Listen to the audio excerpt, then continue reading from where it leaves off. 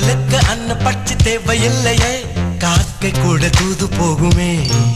காதல் ஜோதி புகைவதில்லை காதல் என்றும் குற்றமே பார்ப்பதில்லை இதில் அற்பமானது எதுவும் இல்லை இந்த நுட்பம் பொறுக்கு புரியவில்லை காணும் மண்ணு மாறியே போகும் காதல்